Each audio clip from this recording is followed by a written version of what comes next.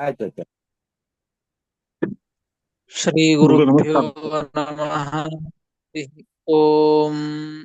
ಗುರುಭ್ಯೋ ನಮಃ. ಹರಿ ಓಂ. ನಾರಾಯಣಾಯ ಪರಿಪೂರ್ಣ ಗುಣಾರ್ಣವಾಯ ನಾರಾಯಣಾಯ ಪರಿಪೂರ್ಣ ಗುಣಾರ್ಣವಾಯ ಶೋದಯ ಸ್ಥಿತಿಲಯೋನ್ನಿಯತಿಪ್ರದಾಯ ಗೋದಯ ಸ್ಥಿತಿ ಲಯ ನಿಯತಿ ಪ್ರದಾಯ ಜ್ಞಾನಪ್ರದಾಯ ವಿಬುಧಾಸುರಸೌಖ್ಯ ದುಃಖ ಜ್ಞಾನಪ್ರದಾಯ ವಿಬುಧಾಸುರ ಸೌಖ್ಯ ದುಃಖ ಸತ್ಕಾರಣಾಯ ವಿತತಾಯ ನಮೋ ನಮಸ್ತೆ. ಕಾರಣಾಯ ವಿದತಾಯ ನಮೋ ನಮಸ್ತೆ.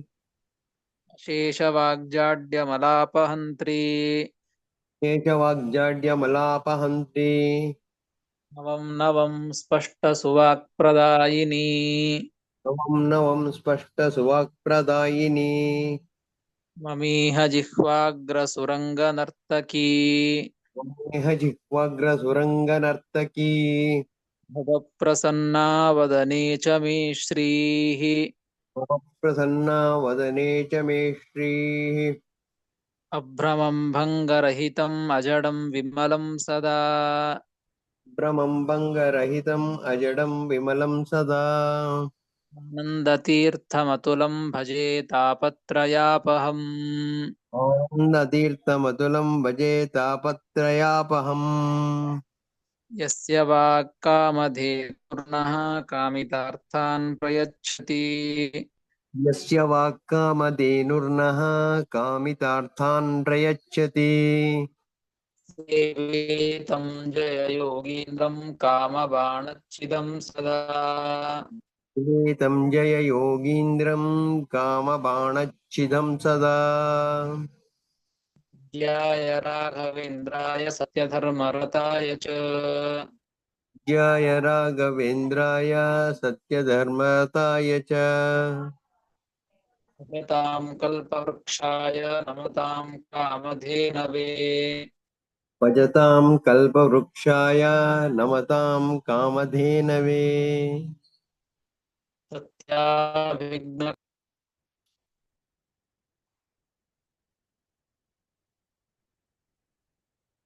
सत्या ಕೇಳ್ತಾ ಇಲ್ಲ. सत्याभिघ्नकराब्जोक्तान् पञ्चाशद्वर्षपूजकान्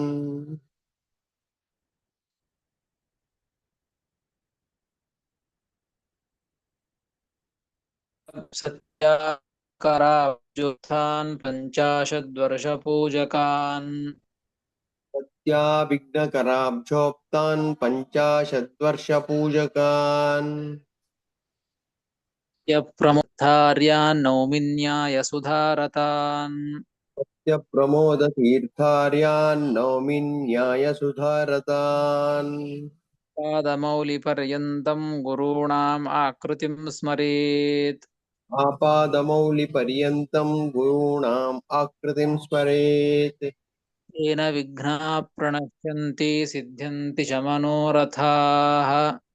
येन विघ्नाः प्रणश्यन्ति सिद्ध्यन्ति च मनोरथाः. श्रीगुरुभ्यो नमः। हरिः ओम्. श्रीगुरुभ्यो नमः. हरिः ओम्. ಶ್ರೀಮನ್ಮಹಾಭಾರತ ತಾತ್ಪರ್ಯ ನಿರ್ಣಯದ ಮೊದಲನೇ ಅಧ್ಯಾಯ ಸರ್ವಶಾಸ್ತ್ರಾರ್ಥ ನಿರ್ಣಯ. ಈ ಒಂದು ಅಧ್ಯಾಯದಲ್ಲಿ ಶ್ರೀಮದಾಚಾರ್ಯರು ಶ್ರುತಿಗಳನ್ನ ಪ್ರಮಾಣವನ್ನಾಗಿ ಕೊಡ್ತಾ ಇದ್ದದ್ದು, ಅಂದ್ರೆ ಯಾವ ಜೀವರಾಶಿಗೆ, ಯಾವ ತರಹದ ಜೀವರಾಶಿಗಳಿಗೆ ಏನೇನು ಫಲ ಸಿಗ್ತವೆ, ಅಂದ್ರೆ ಯಾರ್ಯಾರು ಎಲ್ಲೆಲ್ಲಿ ಹೋಗ್ತಾರೆ, ಯಾರ್ಯಾರು ಎಲ್ಲೆಲ್ಲಿ ಕಳಿಸ್ತೇನೆ, ಉತ್ತಮರನ್ನ, ಮಧ್ಯಮರನ್ನ, ಅಧಮರನ್ನ, ದೇವತೆಗಳನ್ನ, ಹೀಗೆ ಒಂದು ವಿಚಾರಗಳನ್ನ ತಿಳಿಸ್ಲಿಕ್ಕೆ ವೇದಗಳನ್ನ ಪ್ರಮಾಣವನ್ನಾಗಿ ಕೊಡ್ತಾ ಇದ್ದದ್ದು ಶ್ರೀಮದಾಚಾರ್ಯ ಕೊಟ್ಟದ್ದು. ಅದೇ ರೀತಿಯಾಗಿ ಮತ್ತೆ ಮುಂದೆ 101ನೆಯ ಶ್ಲೋಕ, ಅದು ಕೂಡ ವೇದ ಮಂತ್ರವೇ. ಅಲ್ಲಿ ಏನ್ ಹೇಳಿಕೊಟ್ಟದ್ದು ಅಂದ್ರೆ, ಅಸುರೇಷು ದ್ವೇಷಃ ದೇವೇಶು ಪ್ರೀತಿ ಕದಾಪಿ ನ ನಶ್ಯತಿ ಇತ್ಯತ್ರ ಶ್ರುತಿಂ ಪಠತಿ. ಭಗವಂತನಿಗೆ ಅಸುರರಲ್ಲಿ ದ್ವೇಷ, ದೇವತೆಗಳಲ್ಲಿ ಪ್ರೀತಿ, ಇದು ಎಂದಿಗೂ ಕೂಡ ನಾಶವಾಗೋದಿಲ್ಲ. ಅಂದ್ರೆ ಯಾವಾಗಲೂ ಕೂಡ ಭಗವಂತ ದೇವತೆಗಳನ್ನ ಪ್ರೀತಿನೇ ಮಾಡೋದು, ಅವರಿಗೆ ಅನುಗ್ರಹವನ್ನೇ ಮಾಡೋದು. ಯಾಕೆ? ಅವರ ಸ್ವಭಾವ ಒಳ್ಳೆಯ ಸ್ವಭಾವ ಇರುತ್ತದೆ. ಅಸುರರ ಸ್ವಭಾವ ಇವರ ಸ್ವಾಭಾವಿಕವಾಗಿಯೇನೆ, ಅವರ ಯೋಗ್ಯತೆಗೆ ಅನುಗುಣವಾಗಿಯೇನೆ ದುಷ್ಟ ಸ್ವಭಾವ ಇರುತ್ತದೆ. ಹೀಗಾಗಿ ಅವರನ್ನ ದ್ವೇಷವೇ ಮಾಡೋದು ಭಗವಂತ. ಎಂದಿಗೂ ಕೂಡ ಅದು ನಾಶವಾಗೋದಿಲ್ಲ ಅಂತನ್ಲಿಕ್ಕೆ ಒಂದು ವೇದವನ್ನ ಪ್ರಮಾಣ ಕೊಡ್ತಾ ಇದ್ದಾರೆ, ಶ್ರುತಿಯನ್ನ ಪ್ರಮಾಣವನ್ನಾಗಿ ಕೊಡ್ತಾ ಇದ್ದಾರೆ. 101ನೇ ಶ್ಲೋಕ. ಪರಾ ಪೂರ್ವೇಶಾಂ ಸಖ್ಯಾ ವೃಣಕ್ತಿ. ಆಚಾರ್ಯ, ಪರಾ 101, ಪೂರ್ವ 102 ಹೇಳಿ. ಇದೆ ಅದು. ನಮ್ಮಲ್ಲಿ 102 ಇದೆ. ಹಾ ಹಾ ಹಾ ಆಯ್ತು, 102 ಇದು ಆಯ್ತು ಆಚಾರ್ಯ. ಪರಾ ಕೆಲವೊಂದು ಪೂರ್ವ. ಶ್ಲೋಕಗಳು 3 ಲೈನ್, ಕೆಲವೊಂದು 2 ಲೈನ್ ಇವೆಯಲ್ಲ, ಅವು ಹೆಚ್ಚು ಸ್ವಲ್ಪ ಕಮ್ಮಿ ಹೆಚ್ಚು ಕಮ್ಮಿ ಇದೆ ಆಚಾರ್ಯ, ಮೇಲೆ ಕೆಳಗೆ ಹಾ ಆಗತ್ತೆ. ಆಯ್ತು ಆಚಾರ್ಯ, ಸರಿ. ನಾ ಇದು ಹಾ ಹೇಳ್ತೀನಿ. ಪರಾ ಸರಿ. ಪೂರ್ವೇಶಾಂ ಸಖ್ಯಾ ವೃಣ್ಯಕ್ತಿ. ವಿತರ್ತುರಾಣೋ ಅಪರೇಭಿರೇತಿ. ವಿತರ್ತುರಾಣೋ ಅಪರೇಭಿರೇತಿ. ಅನಾನುಭೂತಿರವಧೂನ್ವಾನಃ. ಅನಾನುಭೂತಿರವಧೂನ್ವನಾನಾಃ. ಅನಾನುಭೂತಿರವಧೂನ್ವಾನಃ. ಅನಾನುಭೂತಿರವಧೂನ್ವಾನಾಃ. ಪೂರ್ವೀರಿಂದ್ರಃ ಶರದಸ್ತರ್ತರೀತಿ. ಪೂರ್ವೀರಿಂದ್ರಃ ಶರದಸ್ತರೀತಿ. ಶರದಸ್ತರ್ತರೀತಿ. ಶರದಸ್ತರ್ತರೀತಿ. ಪರಾ ಪೂರ್ವೇಶಾಂ ಸಖ್ಯಾ ವೃಣಕ್ತಿ. ವಿತರ್ತುರಾಣೋ ಅಪರೇಭಿರೇತಿ. ಅನಾನುಭೂತಿರವಧೂನ್ವಾನಃ. ಪೂರ್ವೀರಿಂದ್ರಃ ಶರದಸ್ತರ್ತರೀತಿ ಎಂಬುದಾಗಿ 101ನೇ ಶ್ಲೋಕ ಅಥವಾ 202ನೇ ಶ್ಲೋಕ. ಇದು ಕೂಡ ಒಂದು ಋಗ್ವೇದ ಸಂಹಿತೆಯ ಒಂದು ಮಂತ್ರ. ಇದು ಇಲ್ಲಿ ತಿಳಿಸಿಕೊಡ್ತಾ ಇದ್ದದ್ದು ವಿತರ್ತುರಾಣ. ಮೊದಲ ಪದ ವಿಭಾಗವನ್ನು ತಿಳಿದುಕೊಳ್ಳೋಣ. ಪರಾ ಪೂರ್ವೇಶಾಂ ಸಖ್ಯಾ ವೃಣಕ್ತಿ. ವಿತರ್ತುರಾಣ ಅಪರೇಭಿಃ ಏತಿ. ಅನಾನುಭೂತೀಃ ಅವಧೂನ್ವಾನಃ. ಪೂರ್ವೀಃ ಇಂದ್ರಃ ಶರದಃ ತರ್ತರೀತಿ ಎಂಬುದಾಗಿ ಪದವಿಭಾಗ. ಇದನ್ನು ಹೇಳ್ತಾ ಇದ್ದದ್ದು ವಿತರ್ತುರಾಣ ಅಂತ ಶಬ್ದ ಇದೆ. ವಿತರ್ತುರಾಣ ಇದು ಭಗವಂತನ ವಿಶೇಷಣ. ವಿತರ್ತುರಾಣ ತ್ವರಾವಾನ್, ಭಾರೀ ವೇಗ ಇರುವಂತಹ ವ್ಯಕ್ತಿ ಭಗವಂತ. ಭಾರೀ ವೇಗವನ್ನ ಹೊಂದಿದಂತಹ ವ್ಯಕ್ತಿ ಇದು ಭಗವಂತ. ಒಂದು ಗುಣವನ್ನ, ಭಗವಂತನ ಗುಣವನ್ನ ಹೊಳ್ತಾ ಇದ್ದದ್ದು. ವಿತರ್ತುರಾಣ ಅಂದ್ರೆ ತ್ವರಾವಾನ್, ಭಾರೀ ವೇಗ ಇರುವಂತಹವನು ಭಗವಂತ. ಮತ್ತೆ ಇದ್ದಾನೆ ಇಂದ್ರಃ. ಇಂದ್ರಃ ಅಂತ ಕೆಳಗಿನ ಕೊನೆಯ ಪದದಲ್ಲಿ ಇದೆ. ಪೂರ್ವೀರಿಂದ್ರಃ ಅಂತ ಎರಡು ಭಗವಂತನನ್ನು ತಿಳಿಸಿಕೊಡುವಂತಹ ಶಬ್ದ. ವಿತರ್ತುರಾಣ ಭಾರೀ ವೇಗ ಇರುವಂತಹ, ಇಂದ್ರಃ ಪರಮೈಶ್ವರ್ಯವಾನ್, ಭಾರೀ ಐಶ್ವರ್ಯ, ಅನೇಕ ಎಲ್ಲ ರೀತಿಯಾದಂತಹ ಐಶ್ವರ್ಯವನ್ನ ಉಳ್ಳವ ಭಗವಂತ. ಅಂತಹ ಭಗವಂತ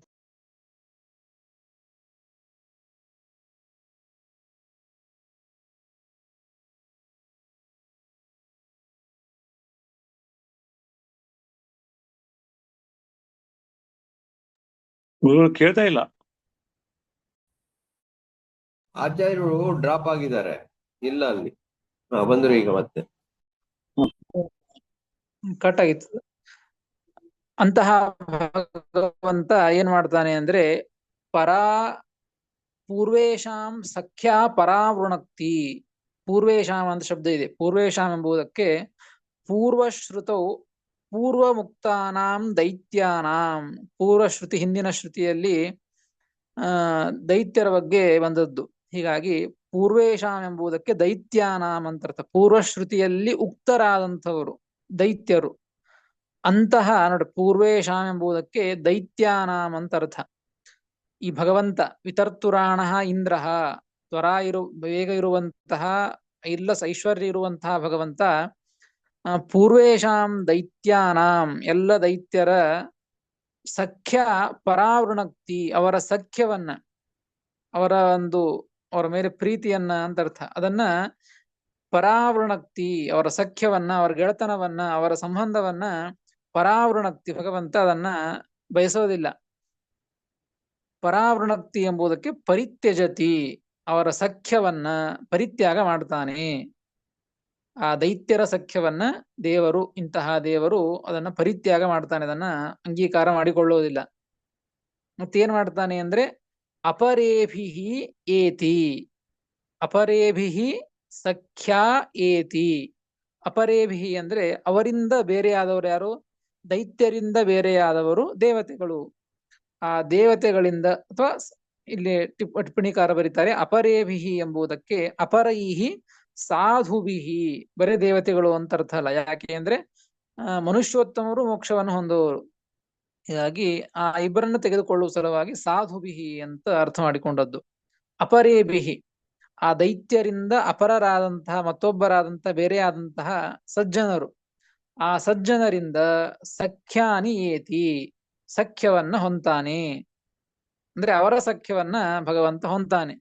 ದೈತ್ಯರ ಸಖ್ಯವನ್ನ ಗೆಳೆತನವನ್ನ ಅವರ ಸಂಬಂಧವನ್ನ ದೇವರು ಹೊಂದೋದಿಲ್ಲ, ಅವರನ್ನ ತ್ಯಾಗ ಮಾಡ್ತಾನೆ, ಇವರನ್ನ ಸ್ವೀಕಾರ ಮಾಡ್ತಾನೆ ಅಂತ ಈ ವೇದ ಮಂತ್ರ ಹೇಳ್ತಾ ಇದ್ದದ್ದು. ಪರಾ ಪೂರ್ವೇಶಾಂ ಸಖ್ಯಾವೃಣಕ್ತಿ ವಿತರ್ತುರಾಣ ಅಪರೇಭಿರೇತಿ ಅಪರೇಭಿಹಿ ಏತಿ ಸಾಧುಗಳಿಂದ ಸಖ್ಯವನ್ನ ಹೊಂತಾನೆ ಎಂಬ ವಿಚಾರವನ್ನ ಈ ಎರಡು ಪಾದಗಳು ಮೊದಲಿನ ಎರಡು ಪಾದಗಳು ತಿಳಿಸಿಕೊಡ್ತಾ ಇವೆ. ಅಂದ್ರೆ ದೈತ್ಯರನ್ನ ಪರಿತ್ಯಾಗ ಮಾಡ್ತಾನೆ, ಸಜ್ಜನರನ್ನ ಸ್ವೀಕಾರ ಮಾಡ್ತಾನೆ ಅಂತ ಅರ್ಥ ಇದಕ್ಕೆ. ನತಾವದೇತತ ಅಧಿಕಮಪ್ಯಾಹ. ನೋಡಿ ಬರೀತಾರೆ ಉಪನಿಷತ್ತು ಇಷ್ಟೇ ಹೇಳ್ತಾ ಇಲ್ಲ, ಸಜ್ಜನರನ್ನ ಸ್ವೀಕಾರ ಮಾಡ್ತಾನೆ, ದುಷ್ಟ ಜನರನ್ನ ದೂರ ಸರಿಸ್ತಾನೆ, ಅವ್ರನ್ನ ಪರಿತ್ಯಾಗ ಮಾಡ್ತಾನೆ, ದೈತ್ಯರನ್ನ ಪರಿತ್ಯಾಗ ಮಾಡ್ತಾನೆ ಅಂತ ಇಷ್ಟು ಹೇಳ್ತಾ ಇಲ್ಲ, ಇನ್ನೂ ಹೆಚ್ಚಿನ ವಿಷಯವನ್ನ ಈ ವೇದ ಮಂತ್ರ ನಮಗೆ ತಿಳಿಸಿಕೊಡ್ತಾ ಇದೆ ಅಂತ ಟಿಪ್ಪಣಿಕಾರ ಬರೀತಾರೆ. ಅದೇ ಮುಂದಿನ ಎರಡು ಪಾದಗಳು. ಅನಾನುಭೂತಿರವಧೂನ್ಮಾನಃ ಪೂರ್ವೀರಿಂದ್ರ ಶರದಸ್ತರ್ತರೀತಿ. ಇನ್ನೂ ಹೆಚ್ಚಿನದಾದಂಥದ್ದನ್ನು ಮಾಡ್ತಾನೆ ಭಗವಂತ. ಮತ್ತೇನ್ ಮಾಡ್ತಾನೆ ಅಂತಂದ್ರೆ ಬರೇ ದೈತ್ಯರನ್ನ ದೂರ ಸರಿಸ್ಬಿಡ್ತಾನೆ ಇಷ್ಟೇ ಅಲ್ಲ, ಅನಾನುಭೂತಿ ಅವಧೂನ್ಮಾನಃ. ಅನಾನುಭೂತಿ ಎಂಬುದಕ್ಕೆ ಅನುಭೂತಿ ಅಂದ್ರೆ ಜ್ಞಾನ ಅಂತ ಅರ್ಥ, ಅನುಭವ ಜ್ಞಾನ ಅಂತ ಅರ್ಥ. ಅನಾನುಭೂತಿ ಅಂದ್ರೆ ಜ್ಞಾನ ಇಲ್ಲ ಅಂತ ಅರ್ಥ. ಯಾರಿಗೆ ಭಗವಂತನ ಬಗ್ಗೆ ಸರಿಯಾದಂತಹ ಜ್ಞಾನ ಇಲ್ಲವೋ, ಅನಾನುಭೂತಿ ಸಮ್ಯಗ್ ಅನುಭವರಹಿತಾನ್, ಯಾರಿಗೆ ಸರಿಯಾದಂತಹ ಜ್ಞಾನ ಇಲ್ಲ ಅಂಥವರನ್ನ ಅವಧೂನ್ವಾನಃ ಅವಮೇ ಸಂಸಾರೇ ವರ್ತಯನ್, ಈ ಸಂಸಾರದಲ್ಲಿ ಅವರನ್ನ ಹಾಕ್ತಾನೆ ದೇವರು. ಯಾರಿಗೆ ಕೇವಲ ದೈತ್ಯರನ್ನು ದೂರ ಸರಿಸೋದು, ಸಜ್ಜನರನ್ನ ಸ್ವೀಕಾರ ಮಾಡೋದಿಷ್ಟೇ ಅಲ್ಲ, ಯಾರಿಗೆ ಸಮ್ಯಕ್ ಜ್ಞಾನ ಸರಿಯಾದಂತಹ ತಿಳುವಳಿಕೆ ಜ್ಞಾನ ಭಗವಂತನ ಜ್ಞಾನ ಇಲ್ಲವೋ ಅಂಥವರನ್ನ ಈ ಸಂಸಾರದಲ್ಲಿ ಇರುವಂತೆ ಮಾಡ್ತಾನೆ ಅಂತ ಒಂದರ್ಥ ಇದಕ್ಕೆ, ಅನಾನುಭೂತಿರವಧೂನ್ವಾನಃ ಎಂಬುದಕ್ಕೆ. ಮತ್ತೊಂದು ಅರ್ಥ, ಯದ್ವಾ ಅಭೂತಿ ಇತಿ ಉಪಾಸಾಂ ಪ್ರಾಪ್ತಾನಾಂ ಅನಾನುಭೂತೀನ್ ದೈತ್ಯಾನ್. ಯಾವ ವ್ಯಕ್ತಿ ಯಾವ ಜೀವರು ಭಗವಂತನನ್ನ ಅಭೂತಿ, ಭೂತಿ ಅಂದ್ರೆ ಸಂಪತ್ತು ಅಂತ ಅರ್ಥ, ಎಲ್ಲ ಸಂಪತ್ತು ಉಳ್ಳವ ಭಗವಂತ, ಎಲ್ಲ ಐಶ್ವರ್ಯವನ್ನ ಉಳ್ಳವ ಭಗವಂತ ಅಂತ ತಿಳಿದುಕೊಳ್ಳಬೇಕು. ಅಭೂತಿ ಇತಿ ಉಪಾಸಾಂ ಪ್ರಾಪ್ತಾನ್. ಭಗವಂತನಿಗೆ ಯಾವ ಐಶ್ವರ್ಯ ಇಲ್ಲ. ಐಶ್ವರ್ಯ ಅಂದ್ರೆ ಕೇವಲ ಧನ ಸಂಪತ್, ಬಂಗಾರ ಬೆಳ್ಳಿ ಈ ಸಂಪತ್ತಂತಷ್ಟೇ ಅಂತ ಅರ್ಥ ಅಲ್ಲ. ಐಶ್ವರ್ಯ ಅಂದ್ರೆ ಎಲ್ಲ ತರಹದ್ದು ಸಂಪತ್ತು ಇರಬಹುದು, ಧನ ಇರಬಹುದು, ಆಭರಣ ಇರಬಹುದು, ಜ್ಞಾನ ಇರಬಹುದು, ಬಲ ಇರಬಹುದು, ರೂಪ ಇರಬಹುದು, ಎಲ್ಲವೂ ಐಶ್ವರ್ಯದೊಳಗೆ ಸೇರಿಕೊಳ್ಳುತ್ತದೆ. ಹೀಗಾಗಿ ಭಗವಂತ ಇವ ಅಭೂತಿ ಐಶ್ವರ್ಯ ಉಳ್ಳವನಲ್ಲ ಅಂತ ಯಾರು ಉಪಾಸನೆ ಮಾಡ್ತಾರೋ ಅಂದ್ರೆ ದೈತ್ಯರ ಮಾಡ್ತಾರೆ ಅಂತ ಅರ್ಥ. ಅವರನ್ನ ಅನಾನುಭೂತಿ ಅಂತ ಕರೆದದ್ದು. ಅಂಥವರನ್ನ ದೈತ್ಯರನ್ನ ಭಗವಂತ ಏನ್ ಮಾಡ್ತಾನೆ ಅಂದ್ರೆ ಅವಧೂನ್ವಾನಃ, ಅವ ಎಂಬುದಕ್ಕೆ ಕೆಳಗೆ ಅಂತರ್ಥ, ಅಧಃ ಅಂತರ್ಥ, ಅಧಸ್ತಾನ್ ನರಕೆ. ಧೂನ್ವಾನಃ ಕ್ಷಿಪನ್ ದುಃಖೇನ ಕಂಪಯನ್ವಾ, ಅಂತಹ ದೈತ್ಯರನ್ನ ನರಕದಲ್ಲಿ ಹಾಕ್ತಾನೆ, ಅವರಿಗೆ ದುಃಖವನ್ನ ಕೊಡ್ತಾನೆ, ದುಃಖದಿಂದ ಅವರನ್ನ ನಡಗಿಸ್ತಾನೆ ದೇವರು. ಆ ರೀತಿಯಾಗಿ ನಡಗುವಂತೆ ಅಂತಹ ದುಃಖವನ್ನ ಕೊಡ್ತಾನೆ, ನರಕದಲ್ಲಿ ಹಾಕಿ ಕೊಡ್ತಾನೆ, ಅಂಧಂತಮಸ್ಸಿನಲ್ಲಿ ಹಾಕ್ತಾನೆ. ಕೇವಲ ಅವರನ್ನ ಹಿಂದಿನ 2 ಪಾದಗಳಲ್ಲಿ ದೈತ್ಯರನ್ನ ದೂರ ಸರಿಸ್ತಾನೆ, ದೇವತೆಗಳನ್ನ ಸ್ವೀಕಾರ ಮಾಡ್ತಾನೆ ಅಂತಿಷ್ಟೇ ಅಲ್ಲ, ಸರಿಯಾದಂತಹ ಜ್ಞಾನ ಇಲ್ಲದೆ ಇರುವಂತಹ ಮಧ್ಯಮ ಮನುಷ್ಯರನ್ನ ಸಂಸಾರದಲ್ಲಿ ಬೆಳೆಸ್ತಾನೆ. ಇದೇ ಶಬ್ದಕ್ಕೇನೆ ಆ ದೈತ್ಯರನ್ನ ಅಂಧಂತಮಸ್ಸಿನಲ್ಲಿ ಹಾಕಿ ದುಃಖದಿಂದ ಅವರನ್ನ ನಡಗಿಸ್ತಾನೆ. ಈ ಒಂದು ಕಾರ್ಯವನ್ನ ಭಗವಂತ ಮಾಡ್ತಾನೆ ಅಂತ ಇಷ್ಟು ಅರ್ಥ ಇದಕ್ಕೆ. ಅನಾನುಭೂತಿರವಧೂನ್ವಾನಃ ಎಂಬುದಾಗಿ. ಮುಂದೇನು ಅಂತಂದ್ರೆ ಪೂರ್ವೀರಿಂದ್ರ ಶರದಸ್ತರ್ತರೀತಿ. ಇಂದ್ರ ಅಂತ ಮೊದಲಿಗೆ ಇಟ್ಕೊಂಡಿದ್ದು, ವಿತರ್ತುರಾಣ ಇಂದ್ರ ಅಂತ ಅನ್ವಯ ಮಾಡಿಕೊಂಡದ್ದು. ಇಲ್ಲಿ ಈಗ ಉಳಿದದ್ದೆಷ್ಟೀಗ ಪೂರ್ವೀಹಿ ಶರದ ತರ್ತರೀತಿ ಅಂತ ಇನ್ನೊಂದಿಷ್ಟು ವಾಕ್ಯ ಇದೆ.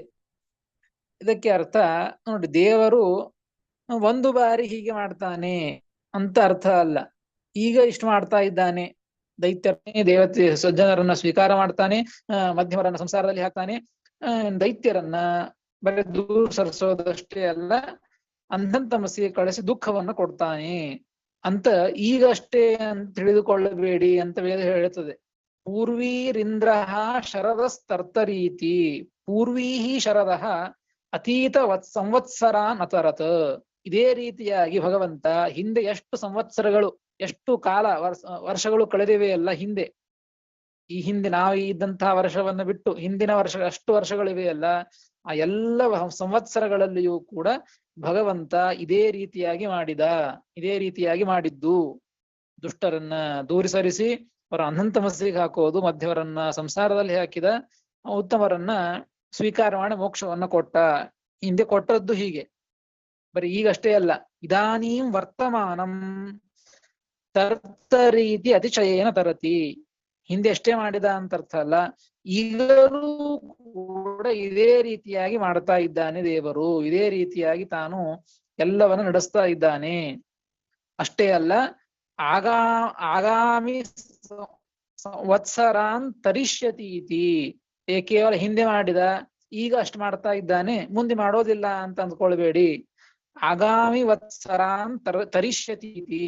ಮುಂದಿನ ಸಂವತ್ಸರಗಳು ಏನಿವೆ ಅಲ್ಲ, ಆ ಎಲ್ಲ ಅನಂತ ಕಾಲದವರೆಗೂ ಕೂಡ ಭಗವಂತ ಇದನ್ನೇ ಮಾಡೋದು. ದುಷ್ಟರನ್ನ ದೈತ್ಯರನ್ನ ದೂರ ಸರಿಸೋದು, ಅಂಧಂತಮಸ್ಸಿನಲ್ಲಿ ಹಾಕೋದು, ದುಃಖವನ್ನು ಕೊಡೋದು, ಸಜ್ಜನರನ್ನ ಸ್ವೀಕಾರ ಮಾಡೋದು, ಉದ್ಧಾರ ಮಾಡೋದು, ಮಧ್ಯಮರನ್ನ ಸಂಸಾರದಲ್ಲಿ ಹಾಕೋದು. ಇದು ಹಿಂದೆನೂ ಮಾಡಿದ್ದ, ಈಗಲೂ ಇದೇ ರೀತಿಯಾಗಿ ಮಾಡ್ತಾ ಇದ್ದಾನೆ ದೇವರು, ಮುಂದೆಯೂ ಇದೇ ರೀತಿಯಾಗಿ ಮಾಡ್ತಾನೆ ಎಂಬುದಾಗಿ ಈ ವೇದ ಮಂತ್ರ ಅನಾನುಭೂತಿ ರವಧೂನ್ವಾನಃ ಪೂರ್ವೀರಿಂದ್ರ ಶರದಸ್ತರ್ತರೀತಿ ಎಂಬುದಾಗಿ ಈ ವೇದ ಮಂತ್ರ ತಿಳಿಸಿಕೊಡ್ತಾ ಇದೆ. ಈ ವಿಚಾರವನ್ನ ಶ್ರೀಮದಾಚಾರ್ಯರು ಈ ಒಂದು ಋಗ್ವೇದ ಸಂಹಿತೆಯ ಒಂದು ಮಂತ್ರವನ್ನ ಇಲ್ಲಿ ಉದಾಹರಣೆ ಮಾಡಿದ್ದು. ಇದನ್ನ ಹೇಳಿ ವಿಮುಕ್ತಿರ್ ವಿದ್ಯೆಯ ಇತ್ಯತ್ರ ಶ್ರುತಿಂ ಉದಾಹರತಿ. ಹಾಗಾದ್ರೆ ಸಜ್ಜನ ಸ್ವೀಕಾರ ಮಾಡ್ತಾನೆ, ಅವ್ರನ್ನ ಮೋಕ್ಷವನ್ನು ಕೊಡ್ತಾನೆ, ಅವ್ರನ್ನ ಉದ್ಧಾರ ಮಾಡ್ತಾನೆ ಅಂತಂದ್ರೆ ಹೇಗೆ ಆಗೋದು? ಹೇಗೆ ಮೋಕ್ಷ ಆಗೋದು ವಿದ್ಯೆಯಿಂದ. ಅಂದ್ರೆ ವಿದ್ಯೆ ಎಂಬುದಕ್ಕೆ ಜ್ಞಾನ.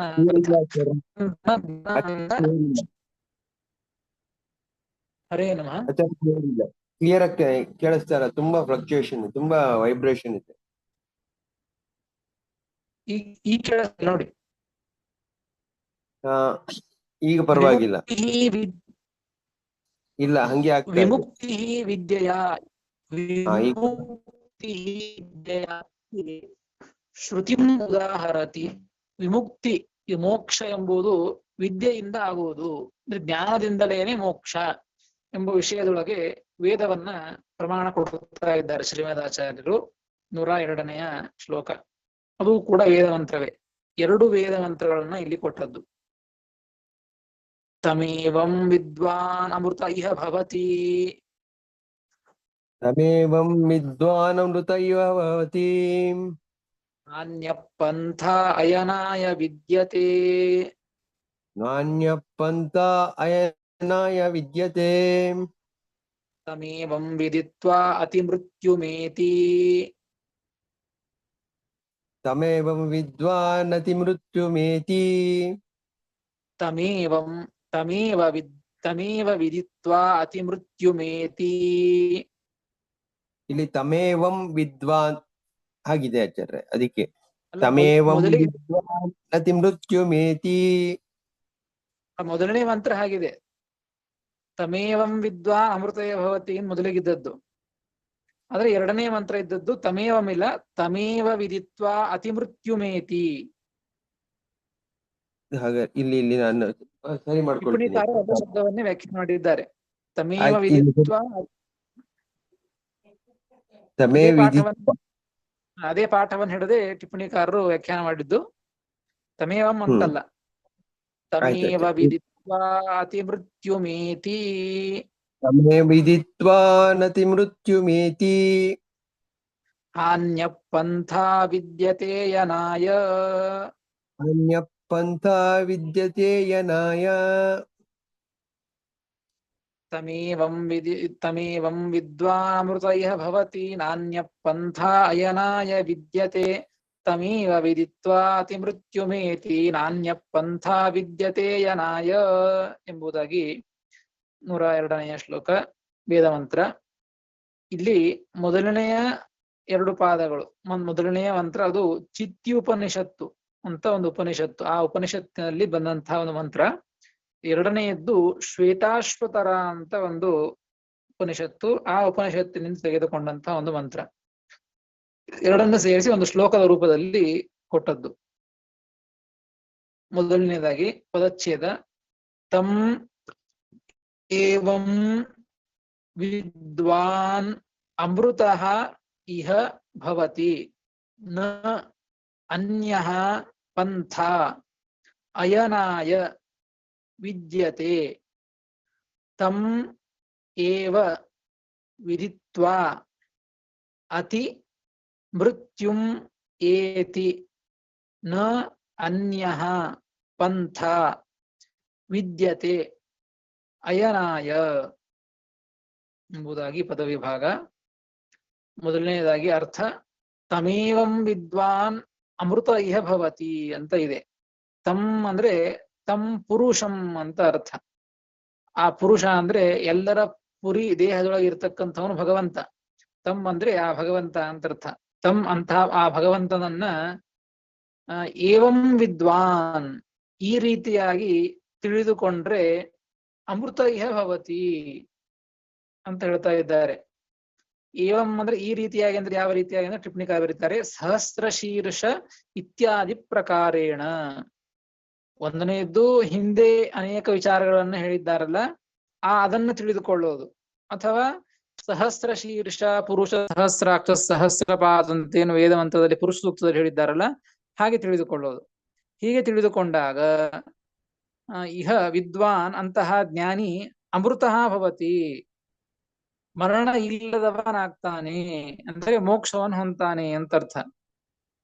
ತಮೇವಂ ವಿದ್ವಾನ್ ಅಮೃತ ಇಹ ಭವತಿ ಅಂದ್ರೆ ಈ ಭಗವಂತನನ್ನ ತಿಳಿದುಕೊಳ್ಳೋದು, ಸಹಸ್ರ ಶೀರ್ಷ ಇತ್ಯಾದಿ ಪ್ರಕಾರವಾಗಿ ತಿಳಿದುಕೊಳ್ಳೋದು, ಜ್ಞಾನ ಮಾಡಿಕೊಳ್ಳೋದೇ ಈ ನಮ್ಮ ಮೋಕ್ಷಕ್ಕೆ ಇದು ಕಾರಣವಾದದ್ದು, ಸಾಧನವಾದದ್ದು ಅಂತ ಅರ್ಥ ಆಗ್ತದೆ. ಹೀಗಾಗಿ ನಾಣ್ಯ ಪಂಥ ಅಯನಾಯ ವಿದ್ಯತೆ. ಅಯನ ಅಂದ್ರೆ ಮೋಕ್ಷ ಅಂತ ಅರ್ಥ. ಅಯನಾಯ ಅಂದ್ರೆ ಮೋಕ್ಷಕ್ಕಾಗಿ ಅನ್ಯ ಪಂಥ ನ ವಿದ್ಯತೆ, ಬೇರೆ ದಾರಿ ಇಲ್ಲ. ಮೋಕ್ಷವನ್ನು ಹೊಂದಬೇಕಾದ್ರೆ ಬೇರೆ ದಾರಿ ಇಲ್ಲ. ಈ ಭಗವಂತನ ಜ್ಞಾನ ಮಾಡಿಕೊಳ್ಳೋದೇ ಒಂದು ದಾರಿ. ಅದನ್ನು ಹೇಳ್ತಾ ಇದ್ದದ್ದು ಶ್ರುತಿ. ತಮೇವಂ ವಿದ್ವಾನ್ ಅಮೃತಯೇ ಭವತಿ, ಇಂಥ ಭಗವಂತನನ್ನ ಹೀಗೆ ತಿಳಿದುಕೊಂಡ್ರೆ ಅಮೃತವನ್ನ ಮೋಕ್ಷವನ್ನ ಹೊಂತಾನೆ. ಅನ್ಯ ಪಂಥ ಅಯನಾಯ ವಿದ್ಯತೆ, ಇದಕ್ಕೆ ಈ ಮೋಕ್ಷವನ್ನು ಹೊಂದಲಿಕ್ಕೆ ಬೇರೆದಾದಂತಹ ದಾರಿ ಇಲ್ಲ ಅಂತ ಒಂದು ಚಿತ್ಯೋಪನಿಷತ್ತು ಹೇಳಿದಂತಹ ಒಂದು ವೇದ ಮಂತ್ರವನ್ನ ಶ್ರೀಮದಾಚಾರ್ಯರು ಉದಾಹರಣೆ ಮಾಡಿದ್ದು. ಎರಡನೆಯದ್ದು ಸ್ವಲ್ಪ ಇದೇ ರೀತಿಯಾಗಿ ಇದ್ದದ್ದು. ಇದು ಕೂಡ ಸ್ವಲ್ಪ ಪದಗಳ ವ್ಯತ್ಯಾಸ ಇದೆ. ಶ್ವೇತಾಶ್ವತರ ಅಂತ ಒಂದು ವೇದ ಮಂತ್ರ, ಅಲ್ಲಿ ವೇದ ಮಂತ್ರವನ್ನ ಇಲ್ಲಿ ಉದಾಹರಣೆ ಮಾಡಿದ್ದು. ಇದು ಅದೇ ಅರ್ಥವನ್ನು ಹೇಳ್ತಾ ಇದೆ. ತಮ್ ಏವ ವಿದಿತ್ವ ಅತಿ ಮೃತ್ಯುಂ ಏತಿ. ತಮ್ ಆ ಭಗವಂತನನ್ನ ವಿದಿತ್ವಾ ಜ್ಞಾತ್ವಾ ಅಂತ ಅರ್ಥ. ಆ ಭಗವಂತನನ್ನ ತಿಳಿದು ಅತಿಮೃತ್ಯುಂ, ಅತಿಮೃತ್ಯುಂ ಅಂದ್ರೆ ಸಂಸಾರ ಅಂತ ಅರ್ಥ. ಈ ಸಂಸಾರವನ್ನ ಏತಿ, ಅತ್ತೇತಿ, ಮೃತ್ಯುಂ ಎಂಬುದಕ್ಕೆ ಸಂಸಾರಂ ಅಂತ ಅರ್ಥ. ಅದು ಅತಿ ಏತಿ ಅಂತ ಅರ್ಥ ಮಾಡ್ಕೊಳ್ಬೇಕು. ತಂ ವಿದಿತ್ವ ಮೃತ್ಯುಂ ಅತಿ ಏತಿ, ಅತ್ತೇತಿ ಅಂತ ಅರ್ಥ ಆಗ್ತದೆ. ಅತ್ತೇತಿ ಅಂದ್ರೆ ದಾಟ್ತಾನೆ ಅಂತ ಅರ್ಥ. ಈ ಭಗವಂತನನ್ನ ತಿಳಿದುಕೊಂಡ್ರೆ ಈ ಸಂಸಾರವನ್ನ ದಾಟ್ತಾನೆ ಅಂದ್ರೆ ಮೋಕ್ಷವನ್ನು ಹೊಂತಾನೆ ಅಂತ ಅರ್ಥ. ಜ್ಞಾನಸ್ಯ ಭಕ್ತೈಕ ದೇಶತ್ವಾತ್ ಭಕ್ತಿ ಮೋಕ್ಷಾಯ ಕೇವಲ ಇತ್ಯಸ್ಯ ನ ವಿರೋಧ. ಹಿಂದೆಲ್ಲ ಕೆಲವು ಕಡೆಗೆ ಹೇಳಿದ್ದಾರೆ ಭಕ್ತಿನೇ ಮೋಕ್ಷ ಸಾಧನ ಅಂತ ಹೇಳಿದ್ದಾರಲ್ಲ, ಇಲ್ಲಿ ಜ್ಞಾನ ಮೋಕ್ಷ ಸಾಧನ, ಜ್ಞಾನದಿಂದಲೇನೆ ಮೋಕ್ಷ ಅಂತ ಹೇಳ್ತಾ ಇದ್ದಾರಲ್ಲ ಅಂತಂದ್ರೆ ಅದಕ್ಕೆ ಉತ್ತರವನ್ನು ಕೊಡ್ತಾ ಇದ್ದದ್ದು ಜ್ಞಾನಸ್ಯ ಭಕ್ತೇಕ ದೇಶತ್ವಾತ್. ಜ್ಞಾನ ಏನಾಗಿದೆ, ಇದು ಭಕ್ತಿಯ ಒಂದು ಏಕದೇಶ. ಭಕ್ತಿ ಮಾಡಬೇಕು ಅಂದ್ರೆ ಭಗವಂತನ ಮೇಲೆ ಭಕ್ತಿ ಮಾಡಬೇಕು ಅಂದ್ರೆ ಭಗವಂತನ ಜ್ಞಾನ ಇರಬೇಕು ಅಂತ ಅರ್ಥ. ಹೀಗಾಗಿ ಈ ಜ್ಞಾನ ಎಂಬುದು ಭಕ್ತಿಯ ಒಂದು ಏಕದೇಶವಾದ್ದರಿಂದ ಆ ಭಕ್ತಿ ಮೋಕ್ಷ ಸಾಧನ ಅಂದ್ರೆ ಜ್ಞಾನವೂ ಮೋಕ್ಷ ಸಾಧನ ಅಂತ ಹೇಳಿದರೆ ಯಾವುದೇ ರೀತಿಯಾದಂತಹ ವಿರೋಧ ಬರೋದಿಲ್ಲ. ಅದಕ್ಕೆ ಇಲ್ಲಿ ಜ್ಞಾನವನ್ನ ಮಾಡಿಕೊಂಡ್ರೆ ಮೋಕ್ಷ ಅಂತ ಹೇಳ್ತಾ ಇದ್ದದ್ದು. ತಮೀವ ವಿದಿತ್ವ ಮೃತ್ಯುಂ ಅತಿಯೇತಿ. ಈ ರೀತಿಯಾಗಿ ಭಗವಂತನನ್ನ ತಿಳಿದುಕೊಂಡ್ರೆ ಮೃತ್ಯುವನ್ನ, ಸಂಸಾರವನ್ನ ದಾಟ್ತಾನೆ, ಮೋಕ್ಷವನ್ನು ಹೊಂತಾನೆ ಅಂತ ಅರ್ಥ. ನಾಣ್ಯ ಪಂಥ ವಿದ್ಯತೆ ಅಯನಾಯ. ಅಯನಾಯ ಮೋಕ್ಷಕ್ಕಾಗಿ ಅನ್ಯ ಪಂಥ ನ ವಿದ್ಯತೆ, ಬೇರೆ ದಾರಿ ಇಲ್ಲ ಎಂಬುದಾಗಿ ಇದೇ ಒಂದು ವಿಚಾರವನ್ನೇ ಅರ್ಥ ಎರಡು ಸಮಾನವಾಗಿ ಇದೆ. ಆದರೆ ಅಲ್ಲಿ ಮೇಲೆ ಅಮೃತ ಇಹಭವತಿ ಅಂತ ಹೇಳಿದ್ದು ಮೋಕ್ಷವನ್ನು ಹೊಂತಾನೆ ಅಂತ ಹೇಳಿದ್ದು, ಇಲ್ಲಿ ಸಂಸಾರವನ್ನ ಎರಡನೆಯ ಮಂತ್ರದಲ್ಲಿ ಸಂಸಾರವನ್ನ ದಾಟ್ತಾನೆ ಅಂದ್ರೆ ಮೋಕ್ಷವನ್ನು ಹೊಂತಾನೆ ಅಂತ ಆ ರೀತಿಯಾಗಿ ಹೇಳ್ತಾ ಇದ್ದದ್ದು. ಹೀಗಾಗಿ ಎರಡೂ ಉಪನಿಷತ್ತುಗಳು ಕೂಡ ಜ್ಞಾನವನ್ನ ಪಡೆದುಕೊಂಡರೆ ಆ ಜ್ಞಾನದಿಂದಲೇನೆ ಮೋಕ್ಷ ಎಂಬುವಂತ ವಿಚಾರವನ್ನ ಈ ವೇದ ಮಂತ್ರ ತಿಳಿಸಿಕೊಡ್ತಾ ಇದೆ. ಅದೇ ರೀತಿಯಾಗಿ ಮುಂದಿನ ಶ್ರುತಿ, ಅದು ಮುಂದಿನ ಶ್ಲೋಕವು ಕೂಡ ಒಂದು ವೇದ ಮಂತ್ರವೇ. ಸಾಧನ ಬೋಧಿಕಾಂ ಶ್ರುತಿಂ ಉದಾಹರತಿ. ಸಾಧನವನ್ನ ಹೇಳುವಂತಹ ಶ್ರುತಿಯನ್ನ, ಮತ್ತೊಂದು ಶ್ರುತಿಯನ್ನು ತಿಳಿಸ್ತಾ ಇದ್ದಾರೆ. 103ನೇ ಶ್ಲೋಕ. ಯಸ್ಯ ದೇವೇ ಪರಾಭಕ್ತಿ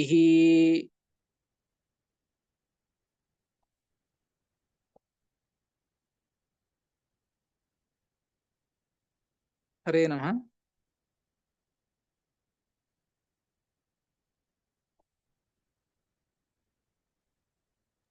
ಹರೇ ನಮ ಹೇಳಿ ಆಚಾರ್ಯ. ಯಶ್ಚ ದೇವೇ ಪರಾ ಯಸ್ಯ ದೇವೇ ಪರಾ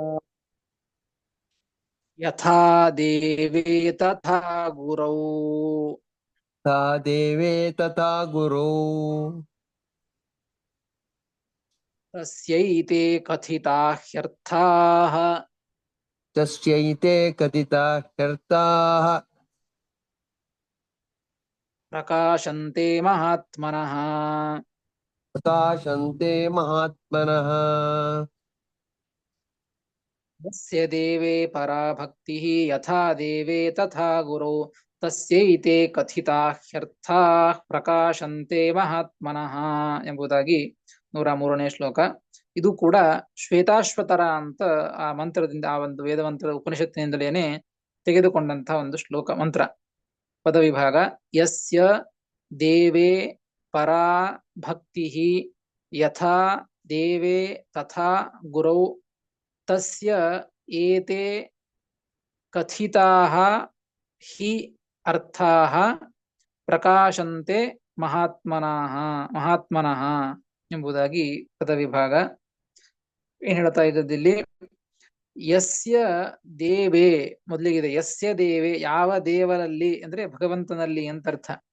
ಯಾವ ಭಗವಂತನಲ್ಲಿ ಪರಾಭಕ್ತಿ, ಉತ್ಕೃಷ್ಟವಾದಂತಹ, ಎಲ್ಲರಿಗಿಂತಲೂ ಉತ್ತಮವಾದಂತಹ, ಶ್ರೇಷ್ಠವಾದಂತಹ, ಹೆಚ್ಚಿನದಾದಂತಹ ಭಕ್ತಿ ಇದೆಯೋ, ಭಕ್ತಿಯನ್ನು ಮಾಡ್ತಾರೋ, ಯಾರು ಯಾವ ಭಗವಂತನೊಳಗೆ ಉತ್ಕೃಷ್ಟವಾದಂತಹ ಭಕ್ತಿಯನ್ನ ಮಾಡ್ತಾರೋ, ಅಷ್ಟೇ ಅಲ್ಲ ಯಥಾ ದೇವೇ, ದೇವೇ ಎಂಬುದಕ್ಕೆ ಇನ್ನು ಬೇರೆ ದೇವತೆಗಳು, ಭಗವಂತನನ್ನು ಬಿಟ್ಟು ಇನ್ನು ಉಳಿದಂತಹ ಅನೇಕ ದೇವತೆಗಳು, ಅವರಲ್ಲಿಯೂ ಕೂಡ ಭಕ್ತಿ, ಭಗವಂತನಲ್ಲಿ ಉತ್ಕೃಷ್ಟವಾದಂತಹ ಭಕ್ತಿಯನ್ನ ಯಾರು ಮಾಡ್ತಾರೋ, ಅದೇ ರೀತಿಯಾಗಿ ಉಳಿದವರಲ್ಲಿ ದೇವತೆಗಳಲ್ಲಿ ಭಕ್ತಿಯನ್ನು ಯಾರು ಮಾಡ್ತಾರೋ, ತಥಾ ಅದೇ ರೀತಿಯಾಗಿ ಬರೀ ಅಷ್ಟೇ ಅಲ್ಲ, ಗುರವು ಗುರುಗಳಲ್ಲಿಯೂ ಕೂಡ ಯಾರು ಭಕ್ತಿಯನ್ನ ಮಾಡ್ತಾರೋ, ತಸ್ಯ ಗುರುಷು ಯೋಗ್ಯತಾನುಸಾರೇಣ ಯಸ್ಯ ಭಕ್ತಿ ಅಸ್ತಿ, ಕ್ರಮವಾಗಿ ಯೋಗ್ಯತಾನುಸಾರವಾಗಿ ಅವರವರಲ್ಲಿ ಭಕ್ತಿಯನ್ನು ಮಾಡೋದು. ಈ ರೀತಿಯಾಗಿ ಯಾರು ಭಕ್ತಿಯನ್ನು ಮಾಡ್ತಾರೋ, ತಸ್ಯ ಏತೇ ಅರ್ಥಾಹ ಕಥಿತಾಹ ತಸ್ಯ ಮಹಾತ್ಮನಃ ಏತೇ ಅರ್ಥಾಹ ಪ್ರಕಾಶಂತೆ. ಈ ರೀತಿಯಾಗಿ ಯಾರು ಎಲ್ಲರಲ್ಲಿಯೂ ಯೋಗ್ಯತಾನುಸಾರ ಭಕ್ತಿಯನ್ನು ಮಾಡ್ತಾರೋ ಅಂಥವರಿಗೆ ಏತೇ ಕಥಿತಾಹ ಅರ್ಥಾಹ, ಶಾಸ್ತ್ರಗಳಲ್ಲಿ ಹೇಳಲ್ಪಟ್ಟಂತಹ ಅರ್ಥಗಳು ಅಂದ್ರೆ ಶಮದಮಾದಯ. ಶಮ ಅಂದ್ರೆ ಭಗವನ್ನಿಷ್ಠತಾ ಬುದ್ಧಿ, ದಮ ಅಂದ್ರೆ ಇಂದ್ರಿಯ ನಿಗ್ರಹ ಅಂತ ಗೀತೆಯಲ್ಲಿ ಅನೇಕ ಬಂದಿವೆ. ಹೀಗಾಗಿ ಯಾರು ಇವರಲ್ಲಿ ಮೂರರಲ್ಲಿ, ದೇವರಲ್ಲಿ, ದೇವತೆಗಳಲ್ಲಿ, ಗುರುಗಳಲ್ಲಿ ಯಾರು ಭಕ್ತಿಯನ್ನ ಮಾಡ್ತಾರೋ ಅವರಿಗೆ ಈ ಹೇಳಿದ ಶಾಸ್ತ್ರದಲ್ಲಿ ಹೇಳಿದಂತಹ ಶಮದಮಾದಿಗಳು ಇವು ಪ್ರಕಾಶಂತೆ, ಅವರಿಗೆ ಒಲಿತವೆ. ಅವರು ಈ ರೀತಿಯಾಗಿ ಎಲ್ಲವನ್ನು ಕೂಡ ದೇವರಲ್ಲಿ ಯಾವಾಗಲೂ ಮನಸ್ಸನ್ನು ಇಡುವಂತೆ, ಇಂದ್ರಿಯಗಳ ನಿಗ್ರಹವನ್ನು ಮಾಡಿಕೊಳ್ಳುವಂತೆ ಅವರಿಗೆ ಆ ಒಂದು ಅವಕಾಶ, ಆ ಒಂದು ಸಾಮರ್ಥ್ಯ ಬರುತ್ತದೆ ಎಂಬುದನ್ನ ಈ ವೇದ ಮಂತ್ರ ತಿಳಿಸಿಕೊಡ್ತಾ ಇದೆ. ಹಾಗಾಗಿ ಈ ಭಗವಂತನಲ್ಲಿ, ದೇವತೆಗಳಲ್ಲಿ, ಗುರುಗಳಲ್ಲಿ ಯೋಗ್ಯತಾನುಸಾರವಾಗಿ ಭಕ್ತಿಯನ್ನ ಮಾಡಬೇಕು.